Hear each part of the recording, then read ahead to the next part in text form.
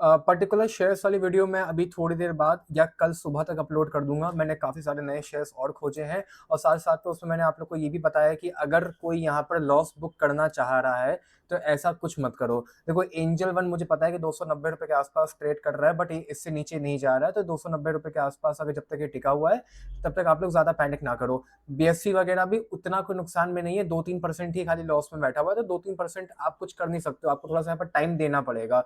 इसके अलावा काफ़ी सारे स्टॉक्स हैं, जैसे कि अपार इंडस्ट्रीज़ वगैरह मैं यूजुअली कवर करता था अपने नॉर्मल वीडियोज़ में, तो ये भी लगभग ₹18,200 के आस-पास आ चुका है। कोई अगर इसको लेके बैठा हुआ था, तो अब आप लोग प्रॉफिट बुकिंग यहाँ पर ट्राई कर सकते हो। ब्रिगेड थोड़ा-सा गिर रहा है, बट कोई बात नहीं। ज्योति एजेंसी आज भी लगभग 2% के आस-पास से भागा है, मैंने कल भी कवर किया था, मैं आज फिर कवर कर रहा हूँ। उस दिन रिज़ल्ट थोड़ा-सा ऊपर-नीचे था, बट कोई बात नहीं, मेरा तो एसएल हिट हो गया था। आप लोगों ने सेल नहीं किया है, तो आप लोग आराम से अभी कैरी फॉरवर्ड करो, वापस से ₹850 के आस-पास चला जाएगा। कोई री-एंट्री लेना चाह रहा है, तो फिर एसएल लगा के आप री-एंट्री भी ले सकते हो, कोई ऐसी बहुत मेजर खराब वाली बात नहीं है। एमसीएक्स में भी काफ़ी लोग यहाँ पर बाय करके बैठे हुए हैं। मैंने 2700 या ₹2500 पे कहीं बाय कराया था, मुझे नहीं पता। तो ₹3000 के आस-पास से आई थिंक आज चला गया था। अगेन कुछ लोग यहाँ भी प्रॉफिट बुकिंग का ट्राई करना चाह रहे हैं। मेरे हिसाब से कोई उतनी नीड नहीं है। ऑल्दो मैंने कहा था कि एमसीएक्स के बजाय बीएससी ले लो, अपैरेंटली बीएससी अभी तक नहीं चला, बट एमसीएक्स ज़्यादा चल गया। देखिए, बीएससी भी चलने वाला है, क्योंकि एंजल वन और बीएससी दोनों अगर शांत बैठे तो दोनों फटने वाले हैं। दिन मुझे नहीं पता, बट मैं आप लोग को बता दूँगा। इसके अलावा और भी कई सारे स्टॉक्स हैं, जैसे कि अब ये अमर राजा की अगर मैं बात करूँ, तो यहाँ पे भी इसने टेक्निकली रिटर्न तो 900 से ₹1000 का 2 दिन में दे दिया है, बट मैंने बाय नहीं किया था।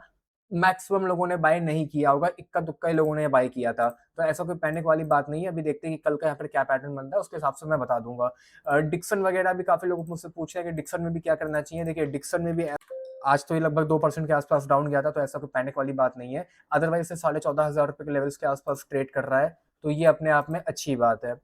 ठीक है? अगेन कोई ऐसी खराब वाली बात नहीं है। डिक्सन के बाद यहाँ पर और भी कुछ है, तो ऐसा और कुछ भी नहीं है। डिक्सन हो गया यहाँ पे। और भी काफ़ी सारे स्टॉक्स हैं आप लोग के पोर्टफोलियो में, आप लोगों ने कमेंट करे थे, अगर मैं वो एक बार के लिए डिस्कस कर लेता हूँ यहाँ पर। देखिए, इन्वायरो इंफ्रा नीचे जाता रहेगा जब तक कोई बड़ा ऑर्डर नहीं मिल जाता है। प्लस आईपीओ के बाद ये अभी नीचे जाना ही जाना है। एंड ये जहाँ तक बात रही ये एनपैक ये जो आईपीओ आया था, अब अगेन ये आईपीओ में जैसे अगर आपने होल्ड किया हुआ है, तो ये आईपीओ के बाद से आई थिंक थोड़ा बहुत चला भी था। हाँ, आईपीओ के बाद चला था, बट थोड़ा बहुत ही चला है, कोई बहुत ज़्यादा नहीं चला है। मैंने पहले भी बोला है, आईपीओज़ के बाद जनरली यूजुअली शेयर्स उतनी जल्दी नहीं चलते हैं 6-8 महीने तक। कई बार 1-1 साल तक नहीं चलते हैं। अपार इंडस्ट्रीज़ का टारगेट था, जैसा कि मैंने बोला, प्रॉफिट बुकिंग का आप ट्राई कर सकते हो।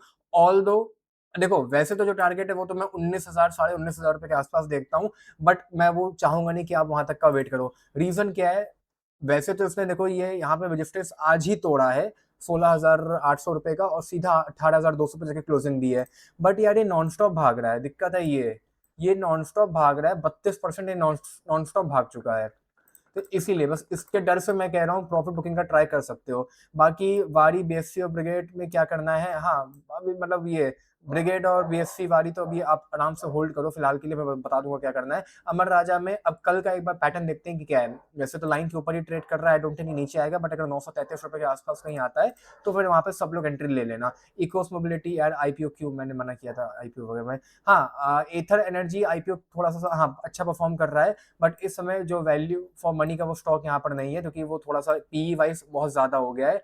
ओला, again Ola is a loss making company I know, but फिर ऐसे तो ओला ज्यादा अट्रैक्टिव लगने लग जाएगा, मतलब मुझको, मैंने देखा था, मैं भी देख रहा था।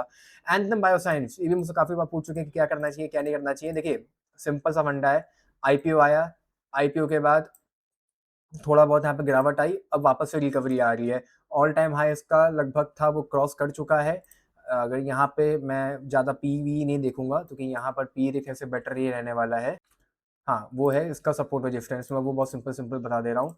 देखो, यहीं पे सपोर्ट था, कल क्रॉस किया है, आज नीचे आया है। अगर नौ साढ़े वैसे तो 870 का है, आप 850 मान लो। 850 के जब तक नीचे नहीं आता है, तब तक ये पॉजिटिव ही रहने वाला है। इनफैक्ट अगर कोई रैंडम बंदा भी ये मेरी वीडियो देख रहा है, मैंने अभी इस पे रिसर्च करी नहीं, मैं पहले ही बता दूं, बट मैं 1 सेकंड को मैं कर ले रहा हूँ ऐसे ही। पी तो ठीक है। कोई रैंडम बंदा भी अगर मेरी वीडियो अगर देख रहा है, और मैं एंथम बायोसाइंस को वैसे तो मेरे पोर्टफोलियो में नहीं है, ना ही मैंने अभी तक कुछ ज़्यादा रिसर्च करी है, अभी भी मैंने पूरी रिसर्च नहीं करी है, बट सपोर्ट मतलब रेजिस्टेंस ब्रेक किया है, सपोर्ट लेके अगर ये ऊपर यहाँ पर निकलता है तो यहाँ पे भी फिर आप लोग छोटी मोटी एंट्री ले सकते हो। मतलब ये मैं टोटल रैंडम वे में बोल रहा हूँ, मैंने कोई रिसर्च ज़्यादा करी नहीं थी। एंजल वन है, ज़्यादा नहीं, मुश्किल से थोड़े दिन और होल्ड कर लो, 1 हफ्ता बस, उसके बाद जो होगा मैं बता दूंगा, ठीक है। फिर चिन्ने पेट्रो है, मैं बता चुका हूँ भैया, कोई मतलब नहीं है, कोई मतलब नहीं है। बाकी ये भाई तुमको मैं बाद में बताता हूँ। एंड इसके अलावा जो मैंने वीडियो और भी अपलोड करी थी जहाँ पे मैंने डिस्कस किया था, आप लोगों ने इतने सारे कमेंट करे थे कि कॉल करो, कॉल ना करो। आई डिड कॉल, मैंने कॉल किया था, और उस कॉल पे 2-3 लोग और भी थे जो हम लोगों के साथ जुड़े हुए थे।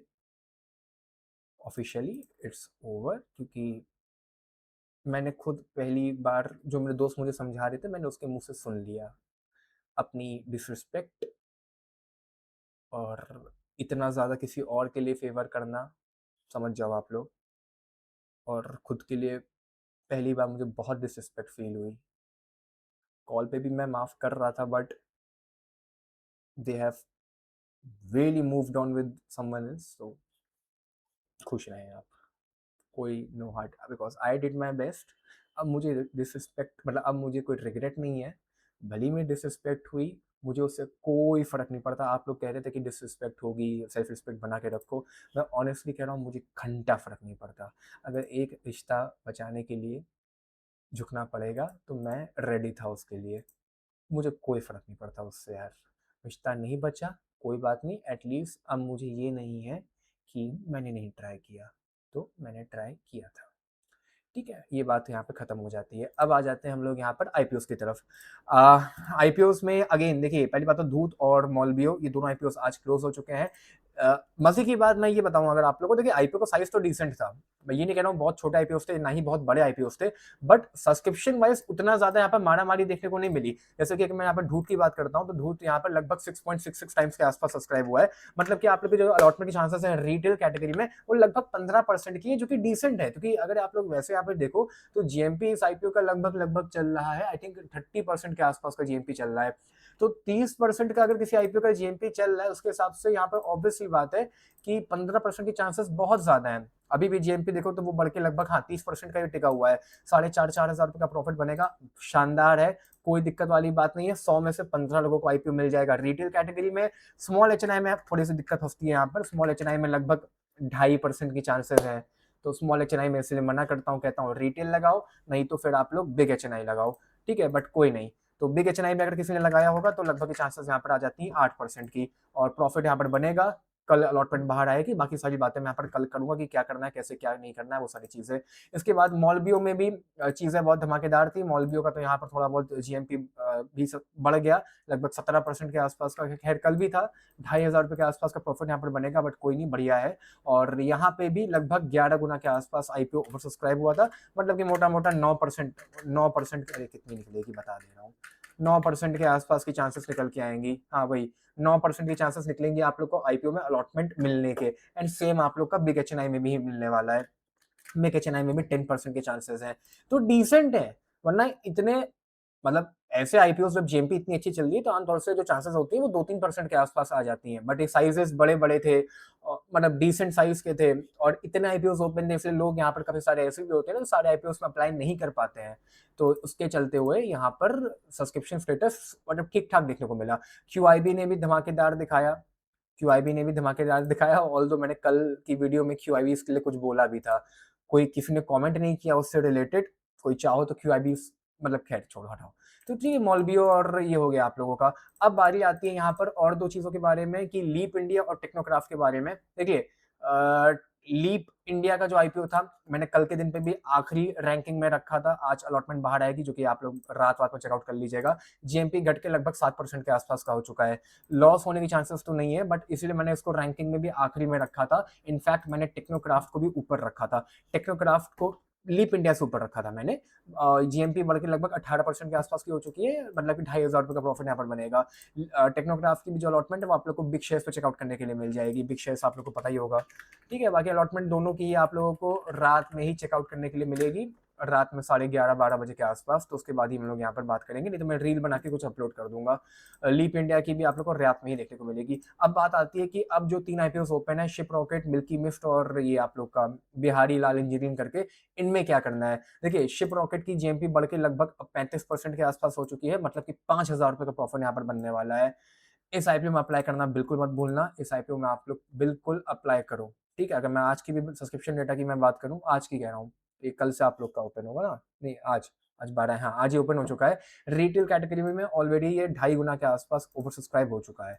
अभी ज्यादा कुछ मतलब है नहीं बात करने का, आप लोग सिंपली यहाँ पर कल अप्लाई कर देना। शिप रॉकेट मैं खुद भी यूज करता हूँ, बहुत बहुत मतलब ये बहुत बढ़िया कंपनी है भाई। अगर कभी कुछ ये इस इंडस्ट्री, जो ई कॉमर्स की जो इंडस्ट्री है ना, जैसे जैसे वो बढ़ती जा रही है, शिप रॉकेट ही उसमें एक्सपैंड होता चला जाएगा। जितने भी मतलब सेलर्स वगैरह हैं वो शिप रॉकेट बहुत यूज कर रहे हैं। शिप रॉकेट कोई शिपिंग कंपनी नहीं है, ये शिपिंग कंपनियों की मास्टर कंपनियां हैं, कि इसके अंडर में बहुत सारी शिपिंग कंपनीज आती हैं, मतलब ये ओनर नहीं है, लेकिन ये आपको जैसे मान लो कुछ शिप कराना है फेडेक्स से या डीटीसी से, आप उनको ना ऑर्डर दो, आप इसको ऑर्डर दो और ये आपके बिहाफ पे उनको ऑर्डर देगा। चीजें समझ में ऐसे नहीं आएंगी, बट ये बहुत बढ़िया कंपनी है। इनके रेट बहुत कम है, रेट कम है इसीलिए इनका प्रॉफिट भी कम है, इसीलिए अभी तक लॉस में थे या स्लाइटली प्रॉफिट में आए, इसलिए रिटेल कैटेगरी खाली 10% की है। बट इवेंचुअली मुझे इन पर भरोसा है, जिस हिसाब से ये काम है ये प्रॉफिटेबल कभी ना कभी बन जाएंगे। इसको नंबर 1 पे रख सकते हो। अदरवाइज नंबर 1 पे अगर चाहो तो वो जो मिल्की मिस्ट है इसको भी देख सकते हो, क्योंकि जीएमपी ऑल्दो यहाँ कम चल रहा है, 15% के आसपास का चल रहा है। आज के सब्सक्रिप्शन स्टेटस की मैं बात करूं तो वो भी डिसेंट था, कोई बहुत खराब नहीं था। रिटेल कैटेगरी में लगभग 2 गुना के आसपास आईपीओ ओवर सब्सक्राइब हो चुका है। मतलब अब वैसे तो कल का भी दिन यहाँ पर बचा है, तो जो भी डेटा यहाँ पर कल चेंज होगा वो आप लोग को कल बता दूंगा, बट मिल्की मिस्ट में भी आप लोग अप्लाई कर सकते हो और अप्लाई कर देना। मतलब ये नहीं कि अप्लाई ना करो, क्योंकि मिल्की मिस्ट का जो आईपीओ है वो लगभग 1500 करोड़ के आसपास का है, तो इजिली आप लोग को मिल भी जाएगा। 2 गुना के आसपास हुआ है, 3-4 गुना हो जाएगा, 5 गुना हो जाएगा, तो भी 20% के चांसेस रहेंगे मिलने का, तो अप्लाई कर देना। और शिप रॉकेट में तो करना ही करना, शिप रॉकेट का भी साइज 1500 करोड़ का है, बट रिटेल कैटेगरी छोटी है, खाली 10% की है। और जहां तक बात रही बिहारी लाल इंजीनियरिंग की, ये मैं आप लोग को कल बताऊंगा। फिलहाल आज की इस वाली वीडियो में इतना ही, and I tried my best. वो मैंने वीडियो के बीच में पार्ट आप लोग को बोला है, शेयर्स और आईपीओ के बीच वाले हिस्से में अगर स्किप कर देते हो जाके चेकआउट कर सकते हो, बट ठीक है भाई, जो होता है वो होता है। मेरा पहला था, मुझे बहुत दुख हुआ। My friends really helped me, and 5 people from this YT joined me, and hats off। मैं किसी का नाम नहीं लूंगा, बट hats off यार, आप लोग को thank you so much, thank you so much for love, thank you so much for everything. कल लॉन्च होने वाला है गूगल पिक्सल 11 प्रो, देखते हैं कितना कैसे कितने का लॉन्च होता है, उस हिसाब से मैं पैसे ऐसे कितने हो रहे हैं मेरे पास वो भी। और अब टाइम आ रहा है, टाइम आ रहा है कि मैं लाइफ में आगे बढ़ूं, और आप लोगों को पोर्टफोलियो खाली किया था मैंने अपना पिछले साल, वो दिखाता हूँ कि क्यों खाली किया था और क्या किया है। थोड़ा सा टाइम दो मुझे, अब वो भी टाइम आ रहा है दिखाने का अब आप लोगों को। Bye bye.